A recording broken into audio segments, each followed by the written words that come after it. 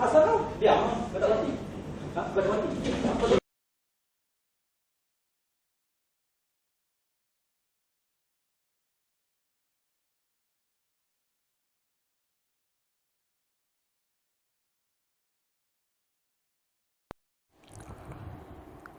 Workplace violence refers to incidents where employees are abused, threatened, assaulted, or subject to other offensive behavior in circumstances related to their work. So your guess about the video may be correct.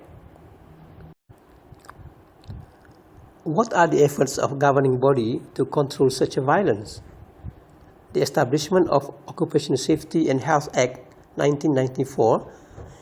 It is the duty of every employer and self-employed person to ensure, so far as is practicable, the safety, health, and welfare of their employees. By law, every worker has the right to be safe and free from risk of injury when they are at work. If you are experiencing violence or bullying in your workplace, then you are not safe.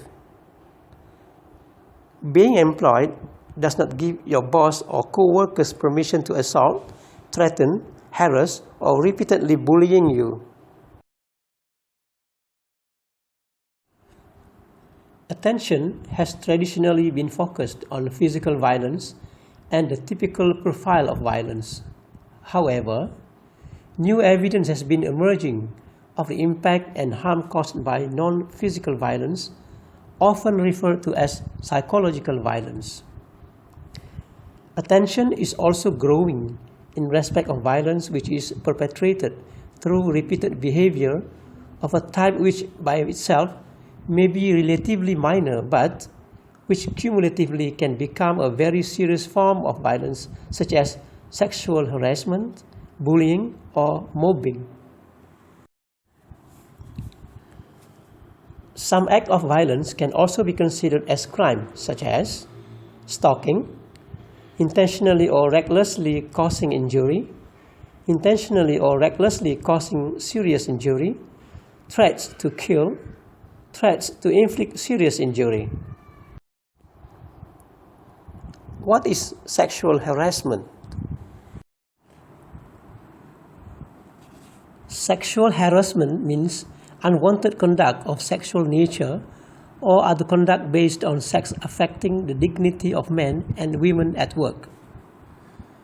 Sexual harassment often consists of repeated unwelcome, unreciprocated, and imposed action which may have devastating effects on the victim.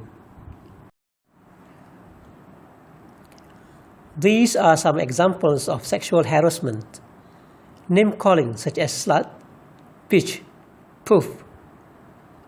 Asking personal questions such as, do you have a boyfriend? Asking for sex such as, do you like sex? Brushing up against someone, kissing or touching. Indecent assault. Showing pornography or leaving it where someone will see it. Another form of violence is bullying. Bullying is repeated, unreasonable behavior directed toward an employee or to a group of employees that creates a risk to their health and safety. Examples of workplace bullying include practical jokes, insulting, being excessively supervised or criticized, spreading rumors about suspect, personal attack, and many more. Now, how about racial abuse? Yes, racial abuse is also a violence. Racial abuse is a form of unlawful discrimination. Abusing someone because of their ethnic or racial origin is unlawful. Because racial abuse is an unlawful form of discrimination, you can make a police report. Hey, what would happen if the violence occurs in your workplace? Negative effects of violence at work may be observed at a personal and an organizational level, as well as in society as a whole.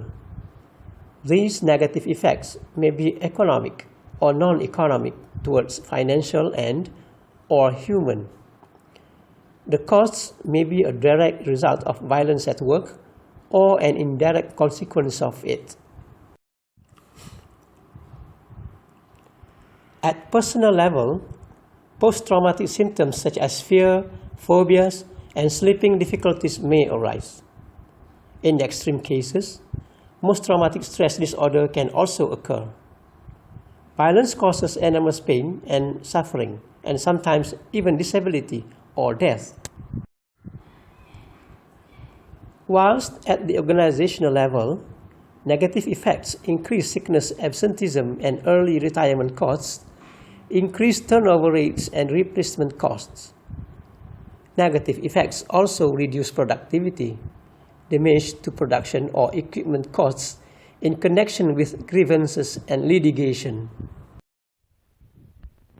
As for society level, we all pay for the negative effects of violence at work, whether it is through deteriorated relationships with family, friends, and colleagues, or through higher taxes to cover state-financed health care, rehabilitation costs, unemployment, and retraining costs for victims.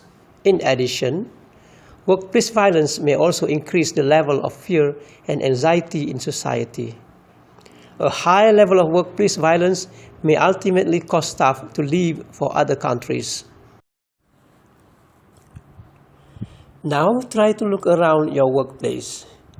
Are there cases of violence as described earlier occur in your workplace? If no, keep on preventing your working environment from any violence. You may refer to any related guidelines provided for the prevention of violence at the workplace. What if the answer is yes? How to deal with workplace violence? Here's some guidelines. Number 1, create a supportive work environment in which violence is not tolerated. Number 2, train supervisors to recognize signs of a troubled employee. Number 3, provide personal counseling for workers. Number 4, establish procedures for handling grievances. Number 5, train managers and employees to resolve conflict in a peaceful manner. Number 6, implement security programs that protect employees from internal and external risks. And number 7, set up a crisis management plan. Lastly, if the situation is one where you feel you are at immediate risk of injury at work, you can refuse to work in this dangerous situation. OSHA 1994 gives you the right to refuse to work where you believe you are in immediate danger. You have been explained about workplace violence.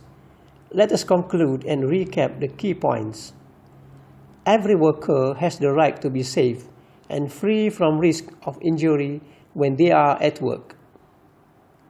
Physical attacks are obviously dangerous and easier to identify than verbal abuse or threats, but persistent psychological or verbal abuse or threats can also harm health, often through anxiety and stress.